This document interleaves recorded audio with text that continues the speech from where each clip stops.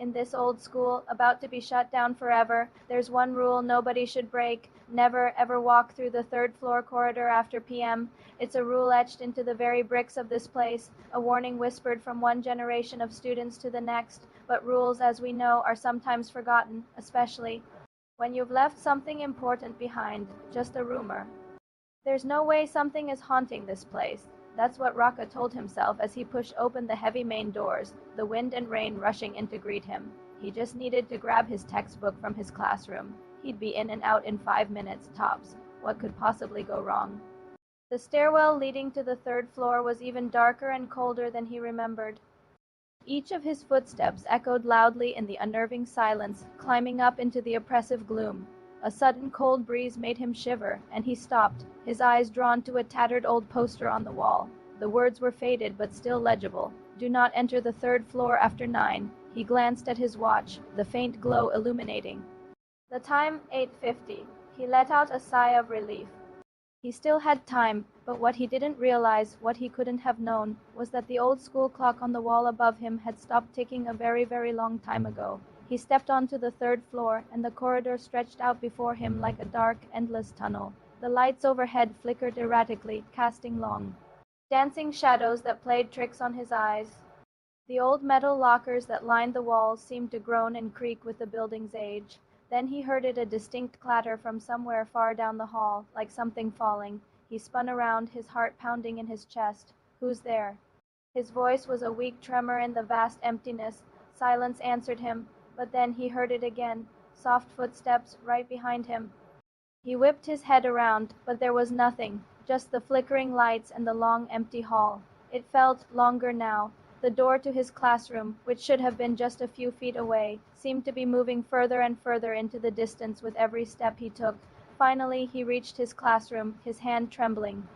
As he grabbed the cold brass doorknob, he twisted it, rattling it in its frame. It was locked. "Come on, please," he muttered, his frustration mixing with a rising sense of panic. He gave the door one last desperate push. Suddenly, with a deafening slam, the door swung wide open on its own, crashing against the inner wall. Raka stumbled back, his breath catching in his throat. It wasn't that the door was unlocked. It felt like the room itself had decided to let him in. It was an invitation. He hesitated for a moment before stepping into the pitch-black classroom. Fumbling with his phone, he switched on the flashlight, its narrow beam cutting through the darkness. He swept the light across the room, and it landed on the chalkboard. His blood ran cold. Scrawled across the dusty green surface in what looked like fresh chalk were 2 words: "You are late." He took a stumbling step backward, his mind racing. Who wrote that? A child's giggle echoed from the back of the room. A chilling, disembodied sound. "Told you not to come." A tiny voice whispered, seeming to come from all directions at once. "Who are you? Show yourself." Raka yelled, his voice cracking with fear. In response, a chair scraped violently across the floor, followed by another and another, until they all crashed down in a deafening, chaotic pile. He didn't wait for another invitation. Raka bolted from the classroom, gasping for air as he sprinted back down the seemingly infinite corridor. His frantic footsteps and ragged breaths were the only sounds, until the lights behind him began to go out, one by one, plunging the hallway into darkness, chasing him. He could feel it now, a presence right behind him, something that moved with a terrifying speed but made no sound at all. "Help! Somebody help me!" He screamed into the void. A long, unnatural shadow stretched out on the wall beside him, growing longer, darker.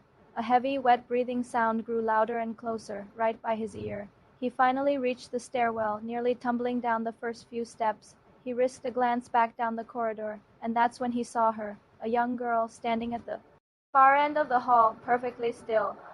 Her long, dark hair covered her face, and she wore a dirty, tattered school uniform. As he stared, frozen in terror, she slowly lifted her head.